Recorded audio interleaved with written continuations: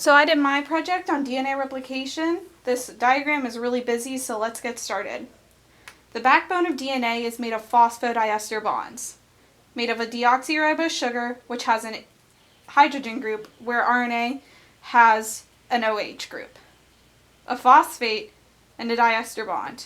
The phosphodiester backbone can be broken in the process of DNA replication. That's an important fact for later, so keep it in mind. The place where replication starts is called the origin of replication. So here. Helicase acts to separate hydrogen bonds of the strands so they can be replicated. So this is helicase. It's coming in through the bottom and unzipping all of these nucleotides by removing the hydrogen bonds that keep them together.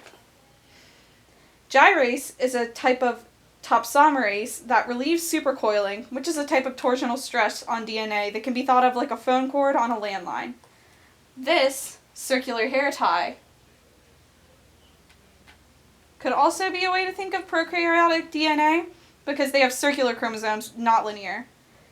It does this by unwinding the DNA before replication. So DNA won't be replicated in this helix shape. DNA will be replicated as two separate strands that aren't woven together. Single-stranded binding proteins coat the single strands of DNA to protect and stabilize them and prevent them from creating double-stranded hairpins. So, this black bubble here represents single-stranded binding proteins.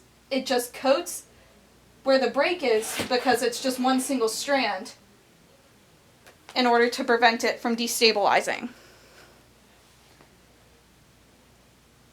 Okazaki fragments are created on this strand because DNA needs to replicate in the 3' to 5' direction. So there are breaks in replication.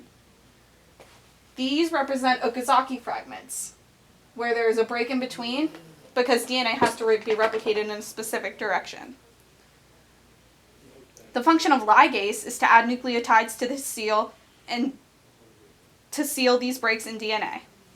This diagram here shows ligase in more detail, how it comes in and fills in the gap between these two arrows to make it one continuous strand. Since DNA replication can't start from scratch, it needs a 3' OH group to add nucleotides to. DNA polymerase III, which is a holoenzyme, adds nucleotides to the new strand in the 5' to 3' direction. DNA polymerase I eventually comes in and removes that primer, and DNA ligase seals the nick left behind where the primer was. Both DNA polymerase I and III proofread in the 3' to 5' direction.